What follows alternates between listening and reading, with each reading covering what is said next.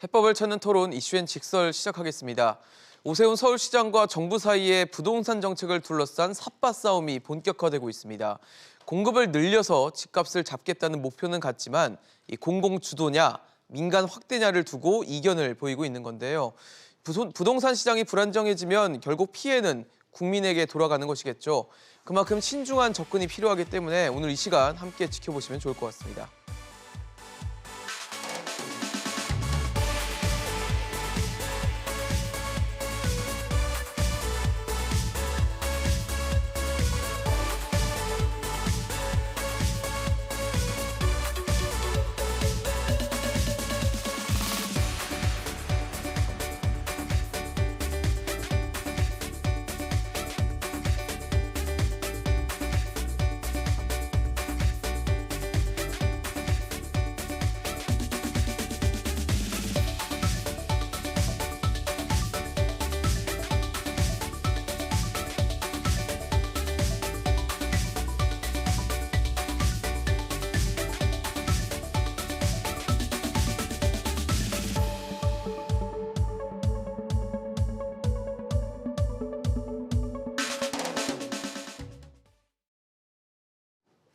네, 오늘 함께해 주실 세 분 소개하겠습니다. 경기대 도시교통공학과 김진유 교수, 경실련 부동산건설개혁본부 김성달 국장, 정동근 부동산 전문 변호사 나오셨습니다. 어서 오십시오. 네, 안녕하세요. 네, 안녕하세요. 오세훈 서울시장과 최근에 정부 간의 입장차가 좀 드러나는 자리가 있었는데 취임 이후 오세훈 시장이 처음으로 국무회의에 참석한 자리였습니다. 이곳에서 부동산 공시가격 문제를 거론을 했는데 이 내용을 들어보면 공동주택 공시가격 산정을 이 지자체에 좀 넘겨달라라는 요청을 했다고 해요. 교수님, 이게 지자체가 공시가격을 산정하고 관리한다. 이거는 뭐 합리적인 주장이라고 보십니까? 네, 뭐 일부 기존의 단독주택의 경우에 표준주택은 이제 부동산에서 하고 나머지 개별 주택 공시가격은 공무원들이 관여를 하거든요. 네네.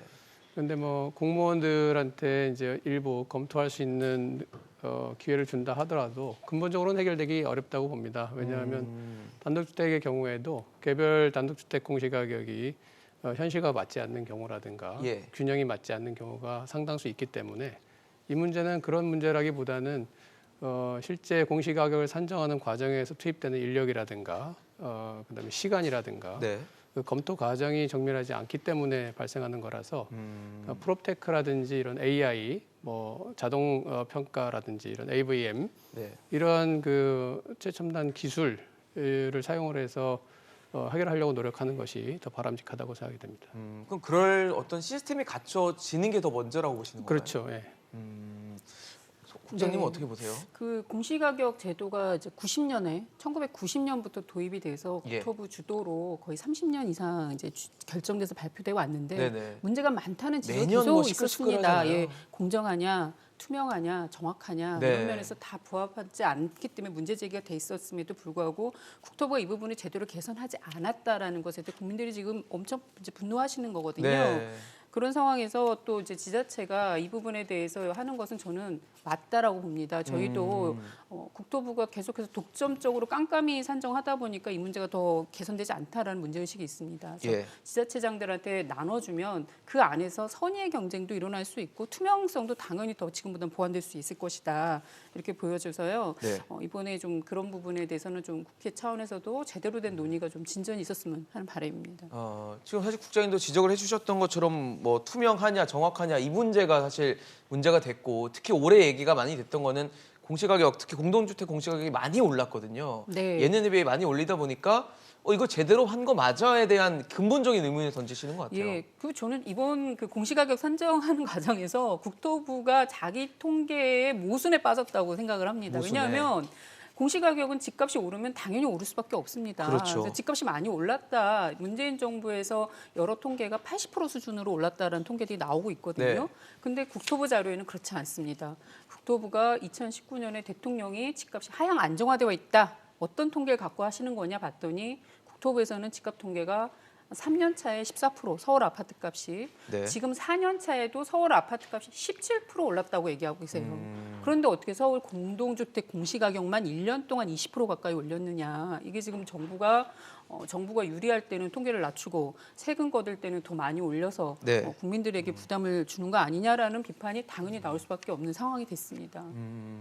사실 뭐 시세가 오르면, 그러니까 아파트 가격이 오르면 공시가격이 오른다라는 거야 뭐 받아들일 수 있는데 너무 급격한 상승이 됐고 그 산정 방식에 대해서는 아직 뭐 투명하게 공개가 되지 않고 있다 보니까 문제가 됐는데 오세훈 시장이 밝히는 지자체 주도 이거는 변호사님 합리적인 주장이라고 보십니까? 근데 이제 뭐 합리성을 떠나서 네. 이게 이제 제도적으로 또는 이제 현행 법 체계하에서 가능한가 이런 부분도 상당히 중요하게 검토를 해야 되는데요. 예. 지금 이 논란은 사실 정부 정책 실패로 단기에 오른 부동산 가격을 통상적인 시장에서 정상적인 거래가 이루어진 가격으로 보고 그에 맞춰서 공시가를 올렸던 어떤 국민적 반감에서 비롯된 것입니다. 네. 그런데 이제 저번에 말씀드린 것처럼 이제 소위 공시 가격 같은 경우는 소위 이제 세법에서 정하는 세율 다음으로 제2의 행정세율이라고 할 만큼 이제 조세 법률주의 위배 여부와 이제 민감하게 연관이 되어 있는데요. 네네. 그래서 사실 이제 오세훈 시장의 요구를 좀 더 어떤 거대 담론으로 약간 확장을 하자면 이제 지자체에서 과세 자주권을 가질 수 있는가 이런 문제로 사실은 연결이 될 수가 있어요. 네. 근데 실제로 이제 뭐 스페인이나 헝가리 같은 경우는 이제 연방 국가가 아님에도 불구하고 이제 예. 지방 정부에서 과세 자주권을 가지는 경우가 있는데, 근데 아까 교수님께서 말씀하셨다시피 토지나 단독주택 같은 경우는 이미 이제 표준가와 개별가로 이원화돼 있고 네네. 개별가 같은 경우는 지자체에서 산정하고 이제 공시가를 결정을 하지 않습니까? 근데 이제 공동주택 같은 경우에 그러면 이제 뭐 토지나 단독주택처럼 이원화해서 뭐 표준 공동주택이나 아니면 이제 개별 공동주택을 이제 이원해서 이제 산정을 하자 뭐 이런 논의가 또 있을 수도 있는데, 이제 그렇다고 하면 아파트 같은 경우는 브랜드만 달라져도 또는 재건축 직전이냐 직후냐에 따라서 사실 이제 가격 차이가 천차만별인데 그러니까요. 어느 아파트 단지를 표준 공동주택으로 선정할지 이런 문제도 있을 수가 있고요.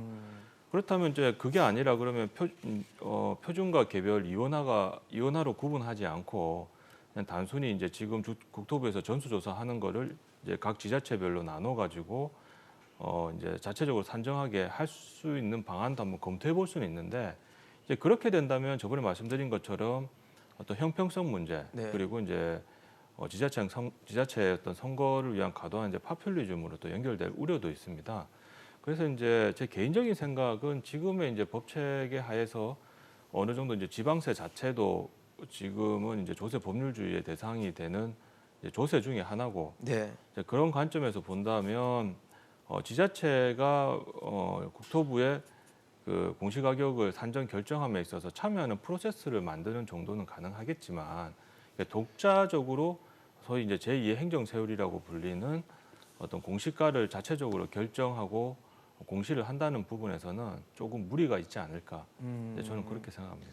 예. 사실 지금 전문가분들이 나오셔서 말씀해 주시는 것처럼 어떤 공론화 과정도 좀 필요할 것 같고 앞으로 투명화하는 데 있어서 어떤 방법이 더 좋을지에 대해서는 고민이 분명히 필요한데, 현실은 지금 일단은 공동주택 공시가격이 올해만 해도 19% 정도 올랐고, 그리고 이 부분이 이제 공시가격 현실화를 시키겠다는 로드맵 안에 있기 때문에 뭐 그 영향을 받았나 봤더니 은근히 크진 않습니다. 지금 공시가격 현실화율 같은 경우는 70.2%여서 지난해 대비해서 1.2%포인트밖에 안 올랐어요. 결국은 집값이 많이 올랐기 때문에 공시가격이 올랐다라고 뭐 단정 지어도 그렇게 볼 수밖에 없는 상황이 됐는데, 집값이 오른 건 저희가 지난 1년 내내 계속 얘기를 했던 부분이거든요. 그럼 이 부분을 좀 정부로서는 뭔가 부담을 줄여줄 수 있는 그런 완충작용이 필요하지 않았을까라는 생각도 드는데 어떻게 보십니까? 네, 그렇죠. 일단은 지금 현실화율은 뭐 거의 차이가 없는데도 불구하고 상당히 많은 부분 이제 시세가 올랐기 때문에 그거를 반영을 하다 보니까 많이 오른 건데, 이거를 뭐 모르고 있지는 않았을 거고 계속 정부도 이제 모니터링을 하고 있었기 때문에 예. 당연히 시뮬레이션을 하고 있었을 겁니다. 그렇다면은 지금 안 그래도 코로나 때문에 뭐 거의 소득이 증가하지 않고 뭐 자영업자 같은 경우에는 소득이 감소하는 줄어드네. 이런 상황에서 이게 이제 위기 상황이지 않습니까? 그렇죠. 그러면 위기 상황에서 재난지원금도 주고 있는 상황인데 재산세 부분에 대해서도 기존의 로드맵을 좀 수정할 수 있었던 것이죠. 사실은 이제 그 한계 상한을 뭐 130에서 150%를 올려놨는데 그거를 뭐 한시적으로 120%나 130% 네. 되돌린다든지 이런 조치를 미리 하고 공시가 됐어야 되는데 예. 그렇지 않고 이제 바로 갔기 때문에 이게 국민들 입장에서는 아무래도 정부도 좀 책임이 있는 것 같은데 이 전반적인 주택 가격 상승에 대해서 정부도 책임이 있는 것 같은데 그 책임 있는 정부가 국민들한테만 희생을 요구한다. 내지는 뭐 부담을 시키려고 한다. 전가한다. 이렇게 네. 이제 생각이 되는 거죠. 그래서 굉장히 좀 상당히 이 부분에 대해서 국민적인 불만이 있는 것 같습니다. 사실 공시가격 발표되고 나서 그런 얘기들이 많이 나왔어요. 집값 내가 올렸냐. 네, 예, 맞습니다. 그러니까 다주택자나 투기 세력들은 뭔가 불로소득을 사유화했겠지만 1주택자분들은 아니시거든요. 내가 올린 것도 아닌데 왜 나한테 세금만 이렇게 그렇죠. 자꾸 올리는 거냐. 판이 떨어지니까. 그러면 보유세 강화라는 거에 국민들이 사실 반대하지는 않으실 겁니다. 불로소득이라는 것이 갖는 의미를 다들 합의가 있었다고 저는 보여지고요. 근데 공정해야죠. 공정해야 되는데 지금 이 정부에서 보유세 강화하겠다. 주택 불로소득 환수하겠다 했는데 부동산은 주택만 있는 게 아닙니다. 상가, 빌딩, 뭐 백화점, 토지, 단독 다 있는데 이 정부에서는 아파트에만 공시가격을 올리고 아파트 중심의 개인에게만 지금 보유세를 올렸다는 것에 대해서 당사자들이 불공정에 더 분노한다고 저는 하는 반대하시고 거죠. 계신다. 그리고 이런 가격이 상승한 거에 대해서 정부가 우리가 말한 통계적인 오류가 있었다. 근데 집값이 올랐으니까 부동산을 과세 기준에 따라서 올린 것도 맞다. 상세하게 친절하게 설명하셨어야 됩니다. 네. 그리고 잘못도 인정하시고 우리가 집값을 낮추도록 노력하겠다. 뭐 이런 가정들이 있었어야 하는데 네. 집값 안 올랐다고 계속 강조하고 집값 대책 필요 없다라는 오히려 공급 확대가 필요하다라는 발언들을 해놓고선 세금만 걷어가는 모양새가 됐다. 불공정하게. 네. 예, 정부가 빌미를 제공했다라고 저는 봅니다.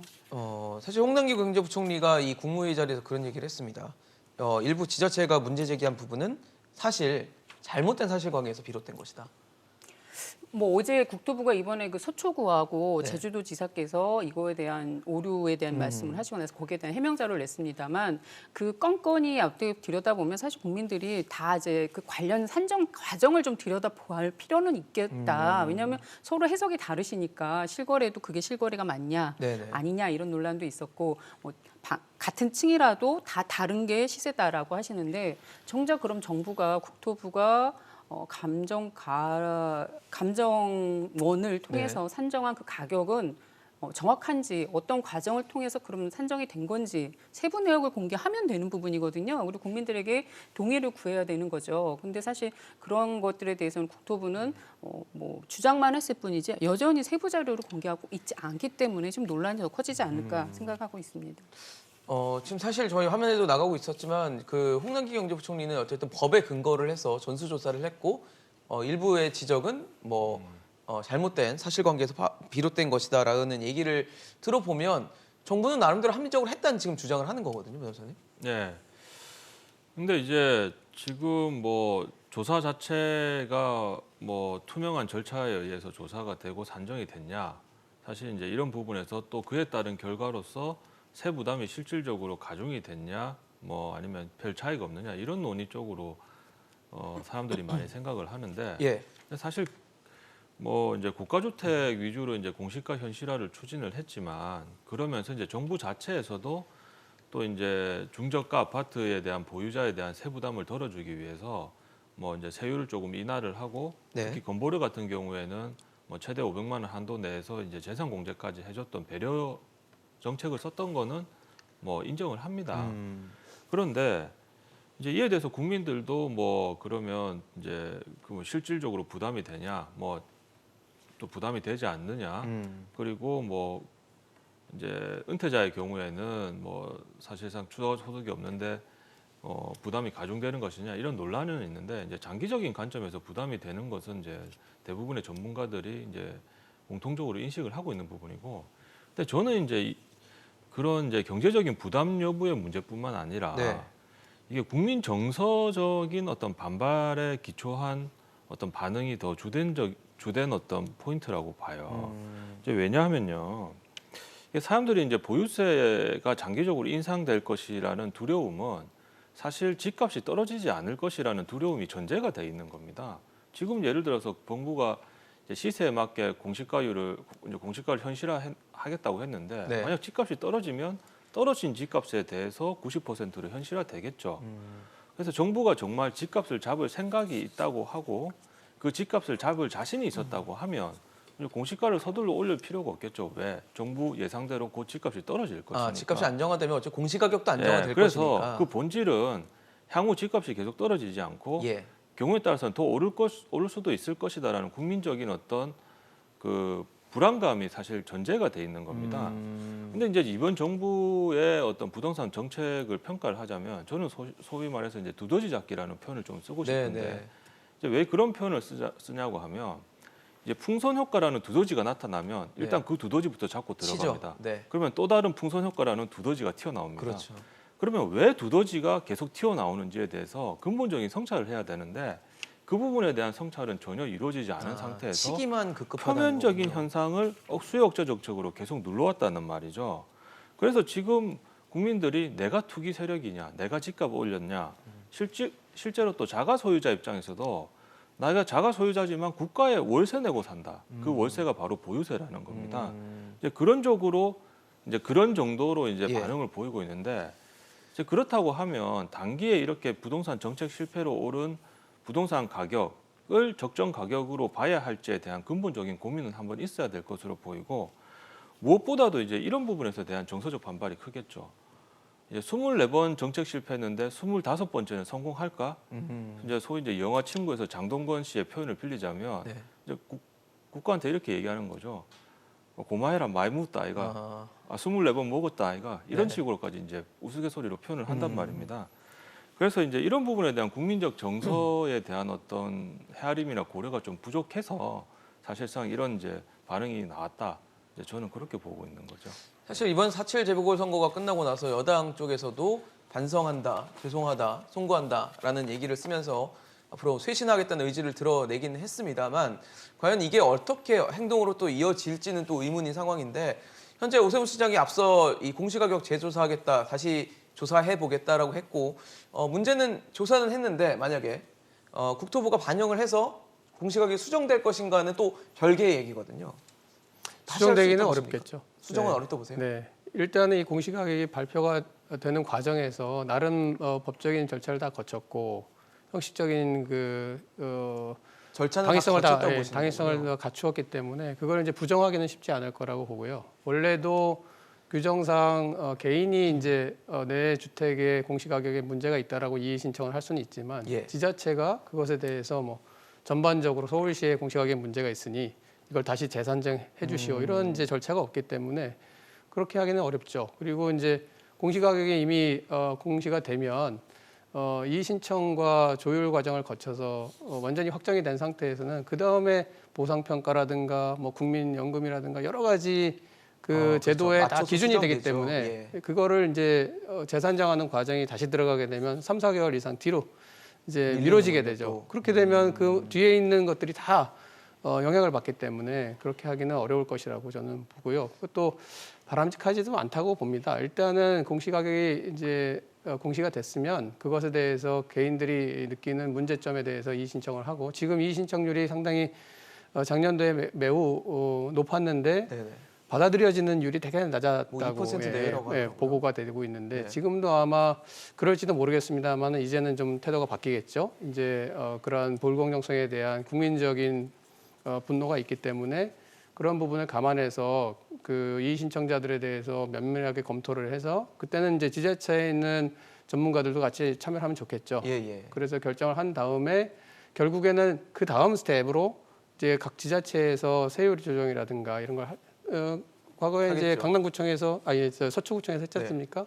그런 방식으로 좀 조정을 해주는 그게 현실적이라고 봅니다. 사실 근데 그런 생각도 듭니다. 만약에 지금 법적으로 문제가 없고 전수조사를 해서 우리가 이런 결과를 내놨으니까 일부의 그런 어떤 문제 제기는 사실 잘못된 것이다라고 얘기를 한 상태에서 만약에 재조사하는 결과를 정부가 받아들인다. 그리고 전면 수정한다라는 건 기존에 했던 공시가격 산정이 잘못됐음을 자인한다고 생각을 할 수도 있을 것 같다는 생각이 들거든요. 네, 그래서 사실 이제 그 과거에 박원순 서울시장께서도 예. 국토부의 공시가격 서울시 공시가격 검증을 하셨습니다. 그래서 국토부의 제도 개선도 요구하셨고 광역단체장에게 이양해달라 요구도 했습니다. 근데 국토부가 다 반대해서 이런 논의가 제대로 진행되지 않았고 공시가격도 사실 재산정되는 경우가 거의 없습니다. 이의 신청하는 절차는 있었지만 예, 예. 전면적인 재산정은 실질적으로 국토부가 할 의지가 아직까지는 없어 보인다라고 보여집니다. 그래서 이 부분에 대해서 근다고 지자체장들이 어떤 역할을 해야 될 거냐면 공시가격에 대한 검증 노력들은 계속 해주셔야 된다. 그리고 지금 아파트만 얘기하시면 안 되는 게 아파트 말고 토지는 공시지가고 단독주택도 문제입니다. 그렇죠. 단독주택은 작년에 경실련이 공시가격 감사해야 된다고 요구해서 감사원이 감사한 결과 네. 전체 단독주택 중에 22만 8천 호가 땅값보다 집값이 마이너스라는 그 결과를 발표를 했습니다. 그만큼 지금 단독주택 산정도 매우 문제가 있기 때문에 전반적인 서울 시민들을 위한 이 공시가격, 공시제도가 제대로 운영되는지에 대한 지자체장 차원에서의 검증은 필요하고 네. 그런 결과가 자꾸 나와야지만 국토부도 이 부분에 적극적으로 검토할 의지가 생기고 국회에서도 이 부분이 활발하게 논의될 수 있다고 보여지거든요. 그런 과정들로 가는 게 맞다고 보여집니다. 만약에 재조사를 하고 공시가격 수정이 되지 않는다면 이번에 어쨌든 국민적 반발이 있었기 때문에 이참에 뭔가 시스템을 좀 투명화하고 아예 국민들한테 이런 과정을 해서 만들어집니다라는 걸 깨끗하게 공개하면 국민들도 그걸 보고 납득하는 부분들이 생길 것 같다는 생각은 들거든요. 예, 그런데 이제 오세훈 시장이 요구하는 것은 사실 두 가지 관점에서 봐야 돼요. 첫 번째 이제 법률적으로 가능한가 문제가 있고, 네네. 그다음에 정치적인 어필이 있을 수가 있어요. 뭐 정치적인 어필은 꼭 법률적인 제도에 부합해야 되는 건 아니니까. 예. 그런데 아까 교수님께서 말씀하셨다시피 이제 공동주택 같은 경우는 이제 개별가와 표준가와 이원화돼 있지 않고 네네. 국토부에서 이제 전수조사를 하는데 물론 이제 한국부동산원에서 실질적인 이제 조사 산정 업무는 진행을 하죠. 네. 근데 이 과정에서 개별 소유자들이 이의 제기를 하든가 하는 프로세스는 있는데 이제 소위 지자체장인 서울시장이 공식적으로 이의를 신청할 수 있는 그런 프로세스는 법적으로 마련돼 있지는 않습니다. 그래서 오세훈 시장의 요구는 어떤 법률적인 권리를 행사하기보다는 정치적 요구로 사실은 이해를 해야 됩니다.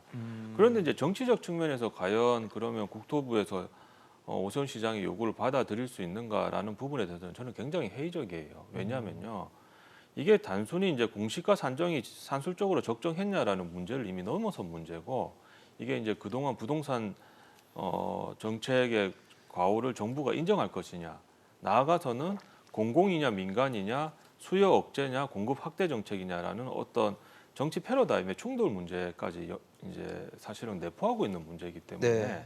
이제 정부가 지금 와서 오 시장의 요구를 받아들인다는 것은 그동안 자기의 자신을 인정하는 과오를 자신의 과오를 인정하는 이제 또 그런 결과가 되고 네. 설사 인정을 한다고 하더라도 이제 임기 말년에 와가지고 진작 인정하지 정부 정책의 실패를 인정을 하면서 소위 말해서 이제 실기한 뒷북이다 이런 비판이 또 있을 수가 타이밍을 있어요. 놓쳤다. 예.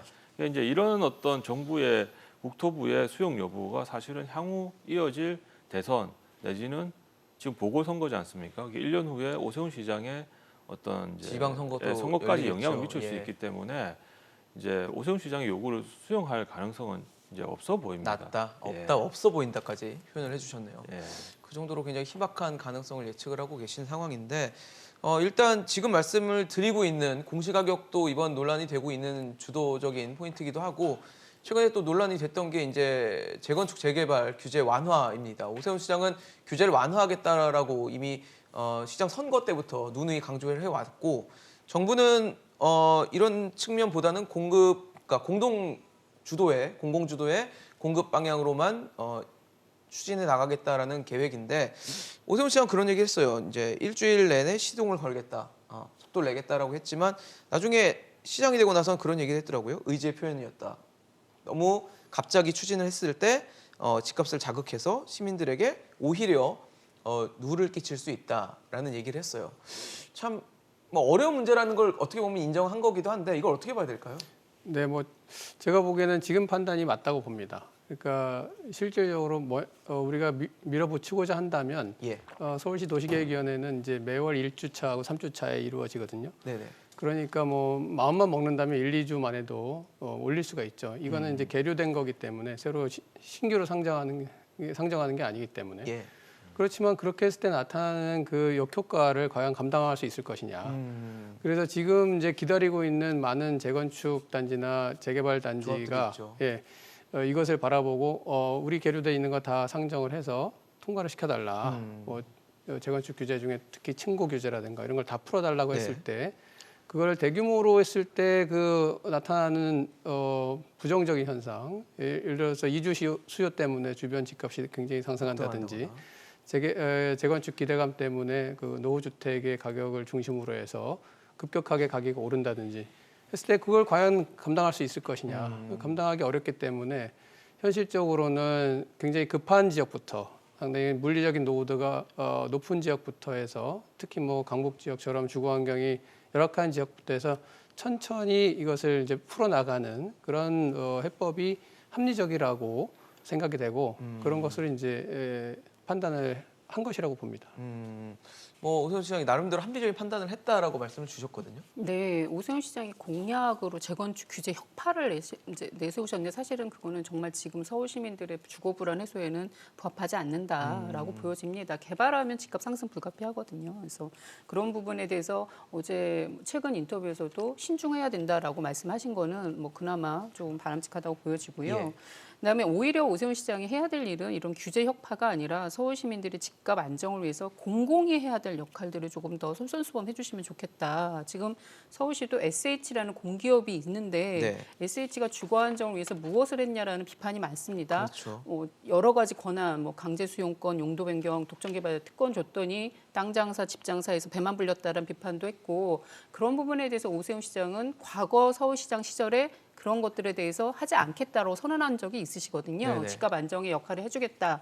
그런 부분을 지금 다시 조금 더 구체화되고 당장 좀 시행할 수 있는 것들부터 하셔서 집값 안정에 기여하는 것이 지금은 오히려 하셨으면 좋겠다는 거고요.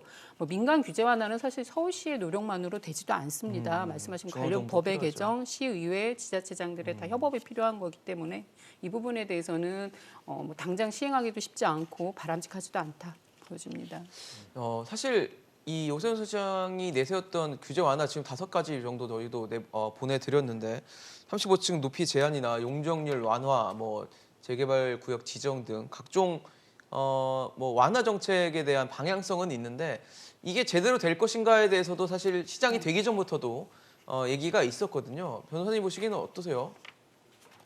저런 지금 것들이 지금 뭐 저희가 시의회 의견 청취, 뭐 동의 필요라는 게 지금 오세훈 시장 말고 나머지 여건들은 사실 여권의 주도로 돼 있기 때문에 이게 뭐 제대로 되겠냐라는 의문점도 계속 있었거든요.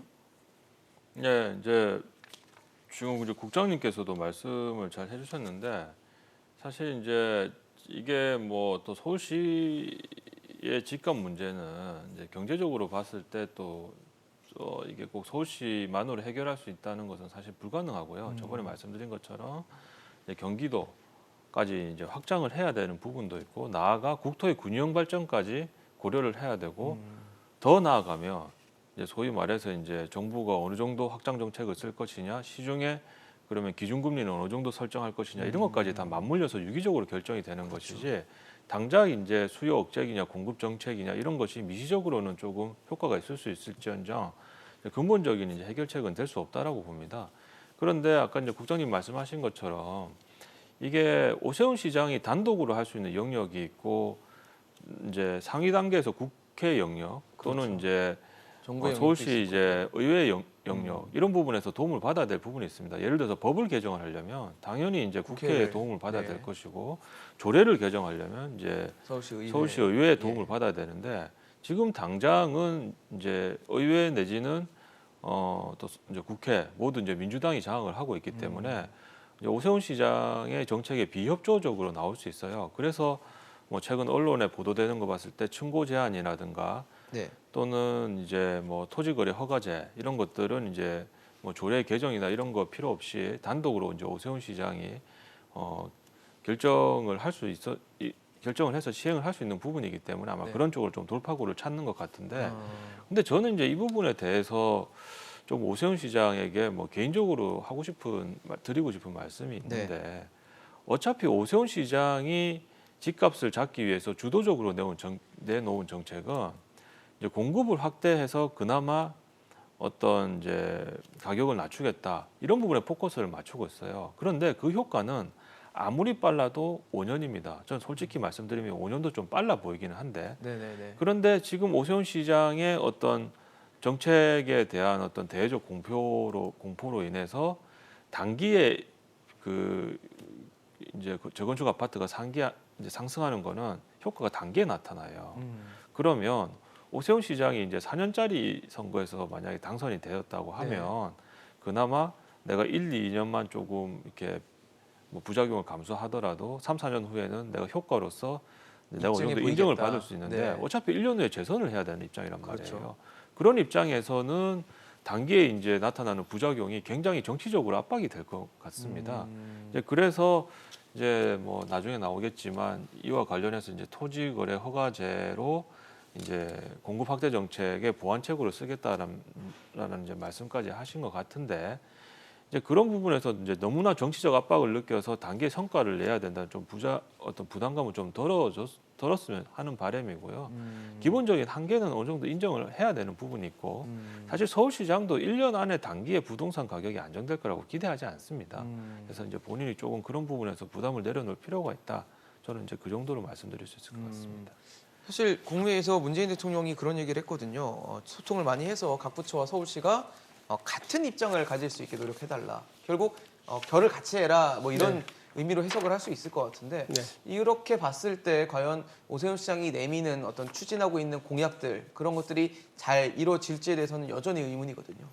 그렇죠. 그렇지만 어쨌든 서울시라고 하는 우리 광역단체가 갖고 있는 그 무게감이 굉장히 크지 않습니까? 크죠. 그리고 지금 국토부가 추진하고 있는 공공재개발이나 공공재건축 또한 서울시의 그 협조 없이는 불가능하기 때문에 서로 그런 부분들을 이제 협의해 가면서 좀 주고받는 과정이 있지 않겠느냐. 그래서 이제 공공재개발이나 공공재건축에서 일부 서울시의 협조를 받을 수 있는 것들에 대해서 협조를 요청하면서 네. 동시에 재건축이나 이 민간의 재건축이나 재개발 중에도 지금 이제 아까 우리 김성달 국장님 얘기하셨지만 그건 전반적으로 맞는 얘기일 수 있는데 현실적으로 보면 우리 이제 강북에 있는 재개발 지구는 빈집들이 많이 있고 네. 또 아주 물리적으로 문제가 돼서 상당히 붕괴 위험이 있는 그런 지역들도 많이 있거든요. 그런 지역은 얼른 이제 재개발을 해야 되는데 네. 지금 각종 규제로 인해서 재개발이 안 돼 왔단 말이죠. 네. 그래서 그런 부분들은 서민들을 위한 것이기도 하고 그 재개발을 통해서 공공임대도 나오기 때문에 그런 접점이 있을 거라고 봅니다. 그래서 그런 부분부터 민간 재개발을 좀 허용해주는 이런 방향으로 정부하고 서울시가 서로 협의를 해나가면서 이제 접점을 찾지 않겠냐 그렇게 생각이 됩니다.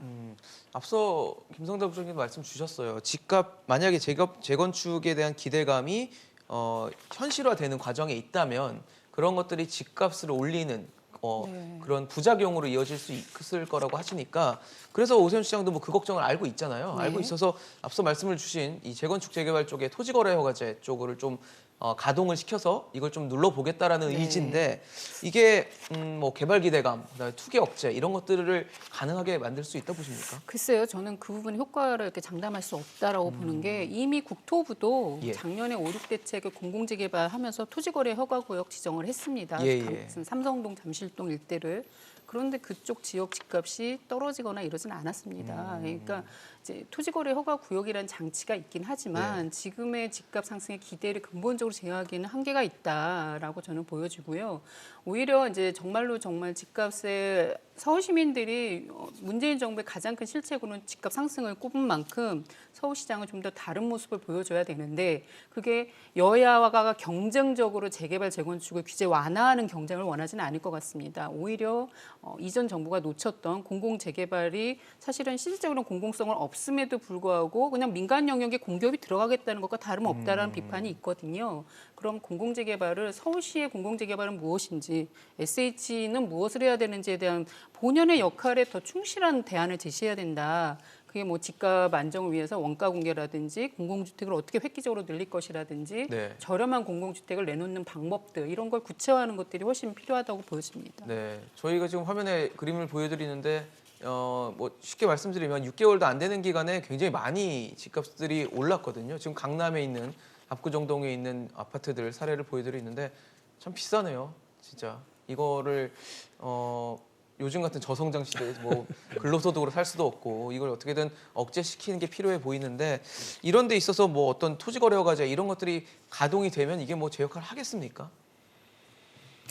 일단 사실 이제 뭐 최근에 이제 압구정 사례는 이제 다양한 관점에서 얘기를 할 수가 있는데요. 예. 일단 이제 토지거래 허가제 이전에 그 조금 드리고 싶으신 말씀은 지금 사실 이제 재건축 아파트를 구입하려고 하는 사람들은 실거주 목적으로 구입하는 것으로 도저히 볼 수가 없습니다. 왜냐하면 지금 그 아파트에 들어간다고 하면 뭐 짧은 기간에 한 1년 정도는 살 수 있겠지만 결국 이제 재건축이 시작이 되면 이주를 해야 되거든요. 그럼 이주하고 그렇죠. 나서 입주할 때까지 10년 걸립니다. 그럼 10년 후에 살려고 그 재건축 아파트에 이주한다는 거는 사실 좀 상식적으로 상정하기 힘들겠죠. 결국은 이제 돈이 어느 정도 있는 사람이 투자 목적으로 구입하려는 것이 상당 부분 있을 것이고요. 돈을 불리기 위해서다. 그렇죠. 그건 또 40억, 50억 정도 되는 아파트를 매입을 할 정도의 자산이라고 하면 이미 자금이 풍부하지 않습니까? 그런데 이제 지금 이제 그 뭐 압구정 재건축 아파트 같은 경우는 이미 서민이나 일반적인 중산층이 진입할 수 있는 단계는 지났어요. 그래서 사실 거의 뭐 뉴욕의 맨해튼급 수준인데요. 그 아파트 자체가. 그렇다고 하면 사실 이제 뭐 이런 부분 아파트를 잡아서 서민들이나 일반적인 중산층이 입주시킬 정도로까지 가격을 떨어뜨린다는 건 이미 불가능합니다. 그렇게 잡을 수 있는 시기는 지났고요. 만약 이러면 가능하겠죠. 뭐 2008년 뭐 리만 브라더스 사태 같은 데서 이제 시작된 뭐 글로벌급 쓰나미급 어떤 경제 충격이 와서 이제 국민 경제 전체가 버블이 좀 꺼지거나 이제 충격을 받는다면 모를까. 지금과 같은 이런 미시적인 정책들을 가지고 이 전체적인 흐름을 잡는다는 건 사실적으로 이제 역부족으로 보여요. 그리고 지금 이제 경제적이나 장기적 관점에서 경제 성장률이 이제 1~2% 정도고 초저금리 시대에 유동성은 굉장히 확대되고 있습니다. 그러면 시장에 이제 풍부하게 공급된 유동성이 부동산으로 굉장히 많이 몰리고 있는데 그 부동산을 정책으로 막는다는 것은 도저히 불가능해요. 그렇지만 그러한 상황 속에서 그나마 할 수 있는 최선은 저희는 이제 공급 확대 정책이라고 저는 보고 있는데 이제 오세훈 시장이 쓰는 공급 확대 정책이 저도 단기간에 부동산 가격을 잡고 내릴 수 있다고까지는 기대는 하지 않아요. 네네. 그렇지만 분명히 가격을 내리는 요인으로 작용할 거라는 부분에 대해서는 어느 정도 인정을 해줘야 될 것 같습니다. 좀 중장기적인 그러면서 관점이겠죠. 아까 이제 사회자님께서 이제 초두에 질문하신 토지거래 허가제가 소위 이제 단계 이제 재건축 아파트의 가격 상승 효과를 누를 수 있을 것인가. 오르는 것을 조금 누를 수는 있는데 예. 뭐 좋은 정책이죠. 하지만 개인적으로는 그 정책이 효과가 크지 않을 거라고 봐요. 왜냐하면요. 이미 이제 강남구나 이제 송파구에서 이제 사계동에서 이제 그 거래 허가제를 시행을 했습니다. 네, 아까 국장님 앞서 말씀하신 말씀하신, 것처럼 그런데 네. 효과가 없었어요. 실제로 이제 허가 신청을 했던 경우에 실제로 그걸 거절할 수 있는 사례도 많지도 않고 또 그걸 지나치게 이제 거절을 하다 보면 오히려 정상적으로 나오는 매물조차 이제 잘안 들어갈 되는. 우려도 있습니다. 그리고 이제 그 제도가 시행된다고 하면 시행되기 전에 미리 빨리 뭐 부동산을 고가에 매도하자 먼저 이런 이제 움직이는. 부작용 때문에 그게 이제 시그널로 작용해서 부동산 가격이 오히려 상승할 수 있는 이제 그런 또 부작용도 있어요. 그래서 제가 말씀드리고 싶은 것은 좀 전에 말씀드린 바와 같이 이제 모든 서울 시민들이 1년 안에 오세훈 시장이 무슨 이제 뭐 하늘에서 내려오는 구세주처럼 이거 집값 잡는 거 기대 안 해요. 그래서 이제 어느 정도 장기의 효과를 조금 뚝심을 가지고 밀어붙이는 게 필요하고 너무 단기에 이렇게 내가 성과를 내서 다음 이제 소위 재선에서도 나의 업적을 이제 조금 보여줘야겠다 이런 부담감은 내려놓는 것이 현명합니다. 이미 포퓰리즘적 정치가 오히려 국민의 양극화를 더 강화시켰다라는 경험적인 국민들의 그런 체험이 이제 있죠. 체험이 있지 네. 않습니까? 이제 그렇다 보면 좀 그런 것을 고려해야 될 필요가 있지 않나 저는 개인적으로 그렇게 생각합니다. 사실 뭐 부동산 하면은 뭐 한번 뭐 술 안주거리가 될 정도로 정말 많은 얘기들이 나올 수밖에 없는데 최근에 논란이 됐던 것 중에 가장 큰 거는 LH 사태일 거예요. 굉장히 많은 국민들이 공분을 했는데 참 양파 같습니다. 까도 계속 나오는 뭔가 이슈들이 있어요. 지금 최근에 얘기가 됐던 거는 국민의힘 권영세 의원실에서 발표한 자료인데 지난 10년 동안 LH가 공급한 공공임대주택 그곳에 공공임대주택과 또 공공분양주택에 한 1,900명 정도가 당첨이 됐다고 합니다. 그래서 뭐 일각에서는 공공임대, 공공분양주택이 LH 기숙사냐 뭐 이런 얘기까지 나오는데 글쎄요, 참 집이 정말 필요한 무주택 서민들 입장에서는 참 답답하겠다는 생각은 들거든요. 이게 어떻게 봐야 되겠습니까? 네, 뭐 이게 근본적으로는 정보 접근성의 차이라고 봐야 되겠죠. 그러니까 LH가 많은 공공임대와 공공분양주택을 공급하는 과정에서 예. 그 직원들이 알게 되는 정보들이 생기잖아요. 네. 그런데 이제 일반 시민들, 국민들 같은 경우에는 공고가 나와야만 알 수 있거든요. 그렇죠. 어느 지구에 언제 몇 호가 얼마나 이제 된 공급이 물량이 나올 된다. 것이다. 그리고 사실 이제 우리가 지금도 추진하고 있습니다만 뭐 공공임대에 대한 이제 유형 통합이라든지 대기자 명부 이런 제도를 추진하는 이유가 너무 복잡하거든요. 이 자격 조건들이. 그래서 일반 국민들이 이 자격 조건들을 다 따져서 정확하게 이 신청을 하기가 굉장히 어려워요. 네. 그 짧은 시간에. 그런데 상대적으로 보면 직원들은 사전에 이제 알고 있기 때문에 그렇죠. 그 직원들끼리 여러 가지 컨설팅도 해줄 수가 있고 그래서 될 만한 곳에 이제 하는 거죠. 그분들 입장에서는. 그래서 이건 정보 접근성의 이제 차이가 근본적인 이 문제를 발생시켰다라고 보고요. 네. 그러면 어떻게 해결해야 되느냐? 그러면 LH 직원들을 막 구속시키고 막 뭐 이렇게 해서 해결할 수 있느냐? 해결할 수가 없어요. 왜냐하면은 그 LH라고 하는 기업이 계속적으로 우리가 그동안 160만 원나 되는 공공임대를 공급을 해왔고 관리를 하고 있기 때문에 근본적으로는 우리가 이제 싱가포르나 해외 호주 사례처럼 이거를 패러다임으로 바꿔줘야 돼요. 그래서 공공분양이다. 그러면 공공분양하는 것에 대해서 상시 청약을 할 수 있도록 만들어줘야 됩니다. 앞으로 뭐 2년 안에 여기다가 공공분양 할 테니까 청약하고 싶은 사람들 무주택자 청약해라. 그래서 상시 청약을 하고 그걸 상시 체크를 해서 너는 됩니다. 당신은 됩니다. 안 됩니다. 이걸 계속 통보해주고 또 공공임대도 마찬가지로 대기자 명부를 만들어서 상시 신청을 하고 그거를 계속 모니터링 해가면서 당신은 됩니다. 안 됩니다. 당신은 이쪽이 좋겠습니다. 이런 시스템을 갖추지 않는 이상 LH 직원과 그 일반 국민의 정보 격차는 해소가 안 된다. 그래서 이거는 그러한 식으로 풀어야 된다라고 봅니다. 어떻게 보셨어요? 네, 그 이제 상식적이지는 않은 것 같습니다. LH가 이제 9,600명 정도 하는데 그중에 이제 1,900명 얘기를 하시니까 국민들 보기에는 정말 LH 기숙사냐라는 말에 동의가 되고요. 네. 그리고 또 하나는 LH는 이 부분에 대해서 절차상 문제가 없었다라고 네, 하시는데 네. 그렇죠. 그중에 일부 판교나 광교 같은 공공주택 10년 주택이거든요. 네, 네. 분양 전환되는 주택입니다. 그거 미분양됐을 때 들어갔다라고 하시는 거는 사실 국민들에게 어떻게 보면 정책 실패가 드러난 케이스예요. 무주택자들을 위해서 공급을 했는데 정작 무주택자들이 들어가지 못한 주택이었다면 그 부분에 대해서 정책 실패로 해석하고 다시 이제 제도 개선이나 아니면 그걸 공공 임대로 만들어 주든지 이런 노력을 했어야 되는데 그냥 LH 직원들이 그냥 들어가서 네. 지금 거기서 막대한 또 시세 차익을 보냐 안 보냐 뭐 이런 얘기들이 있는데 이 부분에 대해서는 저는 일단은 과정이나 이런 것들이 좀 공정했는지 또 말씀하신 것처럼 사전에 정보를 악용해가지고 부당하게 이득을 누리는 건 없는지에 대한 철저한 조사가 필요하다 그것입니다. 계속적으로 나타나는 것들이 공정에 계속 스크래치를 내는 생채기를 내는 그런 지금 모습들이 보이고 있거든요. 예. 근데 이제 국장님 말씀하신 것처럼 뭐 LH 측에서는 이제 절차상 문제가 없었다 이렇게 이제 발표를 했고 네. 뭐 계약 당시 이미 강교도 미분양인 상태인데 네. 경쟁률이 치열하지 않은 이 아파트에 무슨 불법이 개입될 여지가 있었나 이제 이런 발언을 했습니다. 근데 그 사실 원칙적으로 맞는 말이에요. 불법이 없는데 조사를 해서 그것을 뭐 대외적으로 공개하고 이런 것은 법치 국가에서는 바람직하지 않습니다. 그런데 저는 정부는 이런 말 할 자격이 없다고 봐요. 왜냐하면 LH 수장을 국토부 장관으로 임명을 했고 그렇죠. 문재인 정부 이제 정부에서 이제 대통령께서 뭐라고 말씀하셨냐면 이제 마지막으로 부동산 적폐 세력을 청산하는 것이 이제 국정 과제에서 미션처럼. 핵심이다. 네. 이런 표현을 했거든요. 근데 우리가 언론에서 여러 번 이제 식상할 정도로 많이 나왔던 적폐라는 말에 사실 저는 그 적폐 개념이 뭔지 모르겠어요. 적폐 이꼬르 범죄자냐, 적폐 이꼬르 불법자냐. 근데 사실 대통령이 사용하는 적폐라는 개념은 불법을 포함한 벤 다이어그램으로 치면 포함하는 개념이에요. 거기는 불법은 아니지만 소위 말해서 사회적으로 바람직하지 않은 행동을 한 사람도 적폐 개념이 포함된단 말이에요. 아, 비도덕적인 것도요. 예, 상식적으로 생각해서 대표적인 것이 이주택자 아닙니까?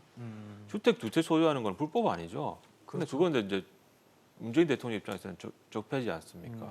그러니까 굉장히 모호하고도 높은 기준을 설정을 해놓고 그것을 자기 자신들한테 적용할 때는 관대하게, 남한테 적용할 때는 엄격하게 이렇게 적용하는 이중적 잣대는 반드시 지양된다고 저는 이제 그렇게 강하게 주장을 하고 거군요. 싶은데 그런 차원이라고 한다면 적어도 이런 국민적 의혹을 해소하기 위해서 정부 차원에서는 수사가 아니지만 저도 이제 전수조사를 해서 어떤 식으로 해서 소위 LH 기숙사라고 이용될 만큼의 얘기가 나올 정도로 직원들이 많이 계약을 했는지 이런 부분을 한번 밝혀야 됩니다. 그리고 꼭 첨언하고 싶은 말이 사실 우려한 대로 지금 서울시장 뭐 선거가 나오고 기타 이슈가 나오면서 조금 LH 사태가 흐지부지 된 듯한 이제 좀 관심이 좀 식어가는 듯한 느낌을 좀 받아요. 정부도 이거를 마냥 노리고 초기에 이제 뭔가 뭐 엄청난 것을 할 것처럼 얘기했지만 지금 서서히 이제 꼬리 자르기 식으로 마무리하려고 소위 구렁이 담 넘어가듯이 이렇게 넘어가려고 하는데 이거 분명히 확실하게 조사해서 성과 내야 됩니다. 1, 2차 1기, 2기 신도시 때 검찰이 냈던 성과를 생각을 한다면 지금 이런 식으로 해서 말단 공무원 내지는 공무원 정도 일종의 꼬리 자르기로 처리하고 끝날 건 아니다. 이제 국민적인 관심이 좀 식었을 때 네. 부야부야 넘어가는 거 이거 반드시 없어야 된다고 봅니다. 그런 차원에서라도 수사는 아니지만 적어도 국민들한테 그 의혹을 해소할 정도의 조사는 해서 공개를 하는 것이 정부의 마땅한 태도라고 저는 생각을 합니다. 네. 알겠습니다. 정부는 LH 등 공공이 주도한 공급 정책을 추진하고 있죠. 국민들은 LH 사태에 공분하고 있는 상황입니다. 하지만 흐지부지 된다면 그게 무슨 소용이 있겠습니까? 또다시 이런 사태가 일어나지 않으리란 법이 없는 상황입니다. 좀 투명하고 정확하게 공개를 하고 결론을 내주는 그런 확실한 행동이 필요한 시점입니다. 오늘 김진일 교수, 김성달 국장, 정동근 변호사와 함께했습니다. 이슈앤직설 오늘 준비한 소식이 여기까지입니다. 지금까지 시청해주신 여러분 고맙습니다.